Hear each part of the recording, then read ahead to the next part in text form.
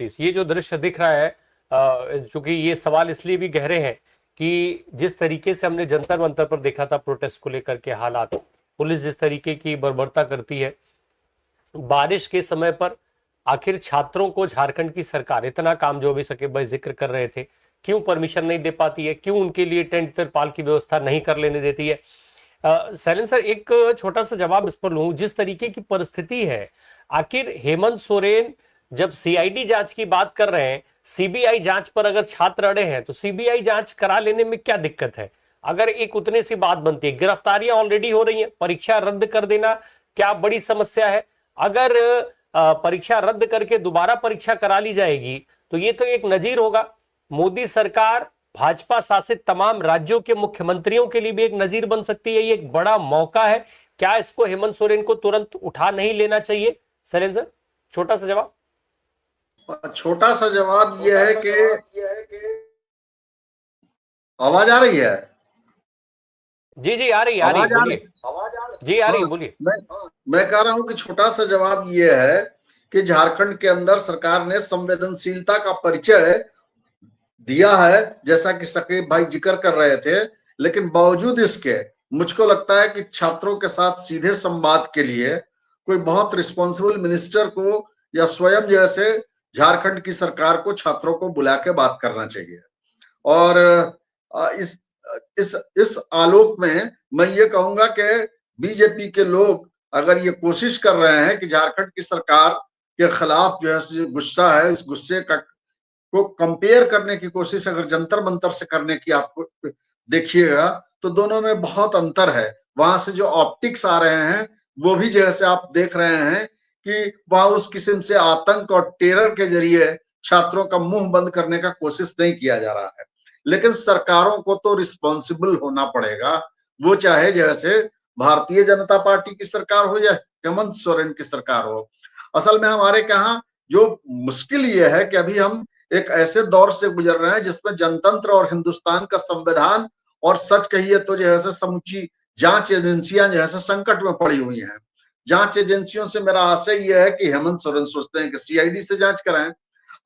CBI की credibility यह है कि वो सरकार का फ्रंटल ऑर्गेनाइजेशन बन जाता है। अब हो सकता है कि सीबीआई से वो जांच कराएं तो वहां ये निकल के चला है कि जैसे ये मिनिस्टर वो मिनिस्टर या दूसरे तीसरे तरीके से, तो उनकी क्या बाधा है सो हम समझ नहीं पा रहे हैं। लेकिन इसका सबसे बेहतरीन तरीका है कि छात्रों के एक प्रतिनिधिमंडल को बुला के या इनका कोई रिस्पॉन्सिबल मिनिस्टर जाके उनसे बात करे कि भाई तुम चाहते क्या हो, और इनके तरफ से जिन आशंकाओं के निवारण की जरूरत पड़े उन आशंकाओं का निवारण किया जाना चाहिए। और जाहिर सी बात है कि झारखंड का आंदोलन एक मौका भी है कि किस तरीके से जनतांत्रिक सरकारें आंदोलन को हैंडल करती हैं और किस तरह से एक तानाशाही सरकार एक आंदोलन को हैंडल करती है। तो इस अपॉर्चुनिटी को जैसे इंजॉय करना चाहिए। अपॉर्चुनिटी इन द सेंस ये नहीं कि छात्र आंदोलन कर रहे हैं ये अपॉर्चुनिटी है, बल्कि अपॉर्चुनिटी इन द सेंस की वो बाइफरकेट करने वाला जैसा नजीर कायम कर सके, ये करना चाहिए।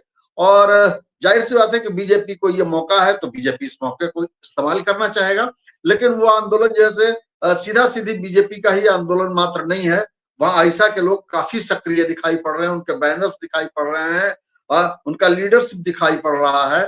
तो ये पूरा जो मसला है उसको इस तरीके से देखा जाना चाहिए। मुझको लगता है कि झारखंड की सरकार ने अभी तक ऐसी कोई दमनात्मक कार्रवाई नहीं की है, जैसा टेरर का माहौल नहीं बनाया है जैसा कि जैसे जंतर मंतर पे बना हुआ था।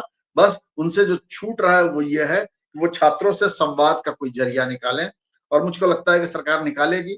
और अगर नहीं निकालती है सरकार तो जनता का जनतांत्रिक अधिकार है कि वो प्रोटेस्ट करें, और उस प्रोटेस्ट पे जैसे हम जैसे और आप जैसे तमाम लोगों का जैसे समर्थन होना ही चाहिए, जैसा कि जंतर मंतर के बच्चों के साथ हमारा समर्थन है। जी, थैंक यू। सैलन भाई, दो चीजें बहुत साफ, सीधा सीधा सवाल। एक तो आज इस देश में जो पेपर लीक का मामला हुआ जंतर मंतर पर, राहुल गांधी उसमें सबसे ज्यादा सक्रिय तौर पर सामने आए थे। ऐसे में बार बार राहुल गांधी को टारगेट किया जा रहा है। पूरी टीवी मीडिया और तमाम सारे लोग ये कहते हैं कि भाई क्या उनको झारखंड का आंदोलन नहीं दिख रहा है, क्या झारखंड का प्रोटेस्ट नहीं दिख रहा है? राहुल गांधी की आखिर अभी तक राहुल गांधी का उसमें कमेंट क्यों नहीं आ पा रहा है? एक तो ये, और क्या राहुल गांधी का कमेंट आना इतना जरूरी है कि उसके बिना पूरे विपक्ष पर सवाल उठाया जाता रहे?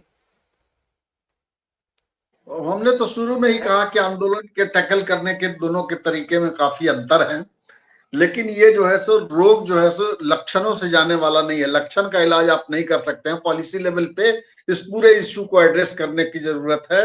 एक तो एजुकेशन के कॉमर्शियलाइजेशन का सवाल है, प्राइवेटाइजेशन का सवाल है, गरीब आदमी के लिए घटते हुए स्पेस का सवाल है, मल्टी लेयर जैसे एजुकेशनल सिस्टम का सवाल है। तो अब ये बात निकली है तो दूर तलक जाएगी। अभी तो सिर्फ जैसे एक तरह के लक्षण की बात चली है, जो भ्रष्टाचार से जुड़ा मामला है, वो शिक्षा नीति से जुड़ा मामला नहीं है, बल्कि करप्शन जो हमारे यहाँ पोर पोर के अंदर जैसे रिस के मवाद के रूप में इकट्ठा हो गया है, वो जहां तहां से समय समय पे फूटता रहता है।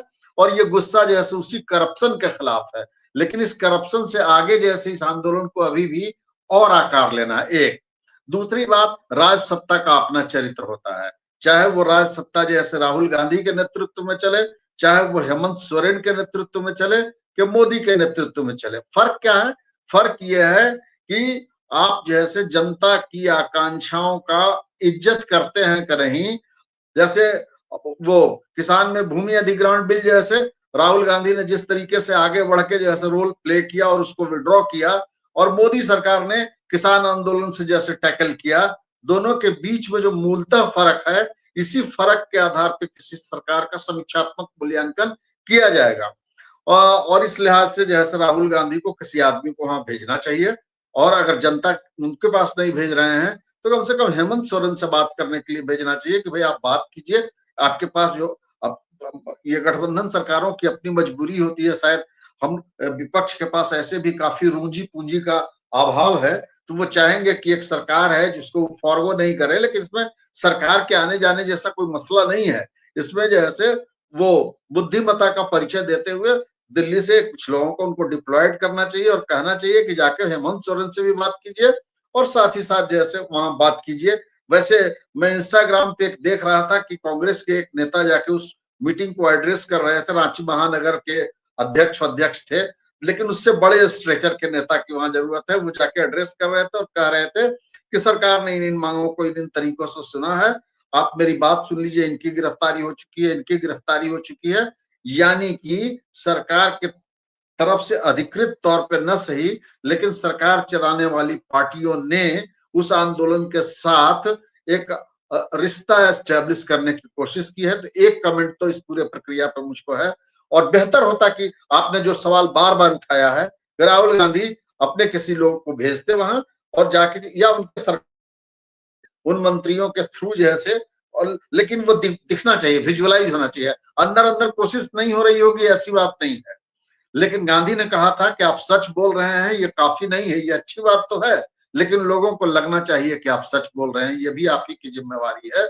तो कांग्रेस कोशिश नहीं कर रही होगी, मैं नहीं समझता हूं कि ऐसी मूर्खता वो लोग करेंगे। और जनता के अंदर जो एक इज्जत बनी है और मोदी के खिलाफ जो एक वातावरण का निर्माण हुआ है जेएनजी की वजह से, वो एक आंदोलन की वजह से उसको खत्म होने देंगे। वहां कोशिश चल रही होगी, लेकिन वो कोशिश दिखाई पड़नी चाहिए, विजुअलाइज होनी चाहिए। ये एक मसला है। और जहां तक प्रशांत किशोर का सवाल है, एक कमेंट हम उस पर भी करना चाहेंगे, और वो कमेंट ये है कि ये जनता के बढ़े हुए पॉलिटिकल इंटेलिजेंस का नतीजा है। प्रशांत किशोर के आगे अगर मुस्लिम वोटर्स कन्वर्ज करते हैं तो वो टेक्टिकली स्मार्ट बनी है जनता। वो समझ रही है कि नीड ऑफ द आवर क्या है और कॉन्स्टिट्यूशन को थ्रेट कहां से है। ऐसा नहीं है कि प्रशांत किशोर की नीतियों के समर्थन में या उनका जो पॉलिटिकल विजडम है उसको एक्नॉलेज करने के लिए सारा कुछ किया गया है, क्योंकि नीतिगत स्तर पे किसी वैकल्पिक राजनीति के साथ प्रशांत किशोर हैं ऐसा मैं नहीं समझता हूं। मैं समझता हूं कि उनके पास एक काबिलियत है, उसके इसीलिए उनका मैनेजरियल स्किल जैसे ज्यादा बढ़िया हो सकता है सरकार चलाने के मसले में। चलाना इसी को है, वो शायद ज्यादा बेहतर तरीके से चला सके, डाटा प्रोसेसिंग ज्यादा बढ़िया से करते हैं। तो लेकिन उनके जीत का जैसे एक मतलब निकलेगा, मतलब ये निकलेगा कि बीजेपी अपने उस सीट पे हराई जा सकती है जो सीट उनकी परंपरागत सीट है, और बीजेपी अपराजेय नहीं है। और नितिन नवीन की तो काबिलियत ही यही थी कि उनका कोई स्ट्रेचर नहीं था, इसीलिए उनको जैसे एक यस मैन की जरूरत थी, और इसी काबिलियत की वजह से वो गए वहां दिल्ली, ताकि भविष्य में मोदी और शाह की जो जोड़ी है और जो ऑथोरिटेरियन जोड़ी है उसके लिए वो कोई मसला नहीं खड़ा कर सके। तो नितिन नवीन की ऐसी कोई औकात नहीं है जिसको रिड्यूस करने की जरूरत पड़े। ये एक मटेरियल होता है ना, तो वह अध्यक्षीय मटेरियल कभी भी नहीं था नितिन नवीन। तो उधर तो मेरा निगाह नहीं जा रहा है, लेकिन इस जीत के मतलब है और इस जीत को जो है से इंडियन डेमोक्रेसी के लिए अच्छा साइन कहा जा सकता है। इसलिए नहीं कि उसने एक बहुत नेता के साथ कन्वर्ट किया, बल्कि उसने इस युग के सबसे कठिन प्रॉब्लम्स को एड्रेस करने के लिए टैक्टिकली जो है से बहुत स्मार्ट मूव किया है। मुसलमान चले गए, यादव का एक हिस्सा चला गया, ये बहुत स्मार्ट मूवमेंट है।